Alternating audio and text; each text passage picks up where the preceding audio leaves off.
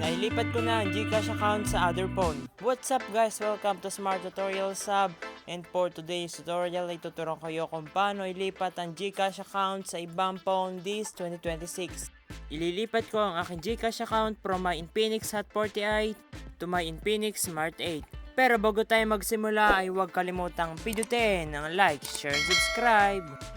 Sa iyo pong current phone na kung saan nandun ang GCash mo ay una po of course buksan ang GCash app. Then ilagay po ang iyong MPIN.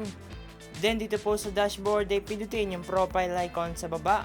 And itap yung settings.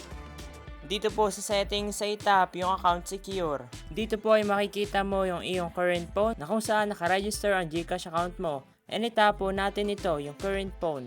Then itap yung unregistered phone. And itap yung yes, unregistered. And kailangan po muna nating mag-scan ng mukha para ma-verify na tayo ito na nag-unregister. So itap po yung next. Ilagay po yung mukha sa frame and sundin lang po yung instruction nila sa screen. And dyan, successfully natin unregister yung phone. So para naman po sa yung bagong phone na paglilipatan ng GCash account ay una po of course ibuksan ng GCash app. And basahin po yung kanilang permission request at mag-scroll down pababa. And itap yung accept. So para naman po sa mga permission ay tap yung while using the app. Sa location ay tinap ko yung don't allow. And allow, allow, and allow.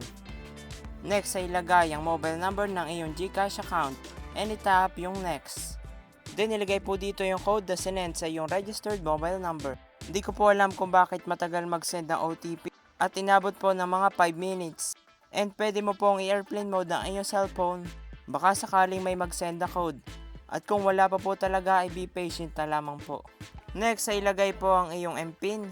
And dito po sa account secure ay tap po yung yes, register this phone. And kailangan na naman po mag-scan ng face and itap yung next. At sundin po muli yung sundin lang po ulit yung instruction na nakalagay sa screen. And dyan, nakaregister na po and itap yung go to dashboard. At gato lang po maglipat ang GCash sa ibang phone. Thank you for watching at kung nakatulong ko malipat ang GCash account mo sa ibang cellphone ay tulungan mo naman ako. Pindutin mo ang like, share, and subscribe at panoorin ang next tutorial. Thank you!